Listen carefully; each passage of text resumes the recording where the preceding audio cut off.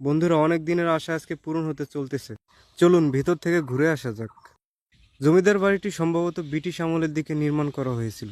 বাড়িটি নির্মাণে চুন সুরকি ও ইটের ব্যবহার করা হয়েছিল। এটিতে রয়েছে মোট 6টি কামরা।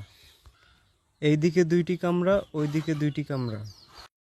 চলুন আরো অনেক কিছু জেনে নেওয়া যাক। আগেরকার দিনের মানুষেরা কখনো বাড়ির ভিতরে বাথরুম নির্মাণ করতেন না।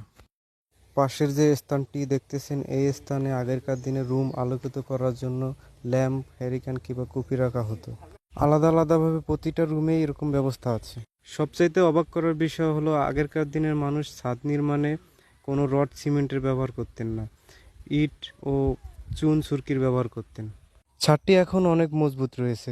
এছাড়াও ছাদের কর্নারে যে ডিজাইনগুলো তা অনেক আকর্ষণীয়, দেখার মতো।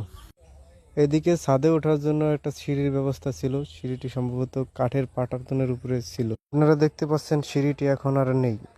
সিঁড়িটি থাকলে হয়তো ছাদে উঠে আপনাদের পুরো ভিউটা দেখাইতে পারত, সেটা আর সম্ভব হলো না। সামনেই দেখতে পাচ্ছেন 2টি মঠ। কি একটা বিড়াল দেখা যাচ্ছে। বিড়ালের কাছে আস্তে আস্তে ক্যামেরাটা নেই। বিড়ালটা আমাদের দেখে ভয় পেয়ে চলে গেল। আজকের মতো ভিডিওটা এখানে শেষ করছি। আপনারা এতক্ষণ আমার পাশে থাকার জন্য ধন্যবাদ। সম্পূর্ণ ভিডিওটা ভালো লাগলে লাইক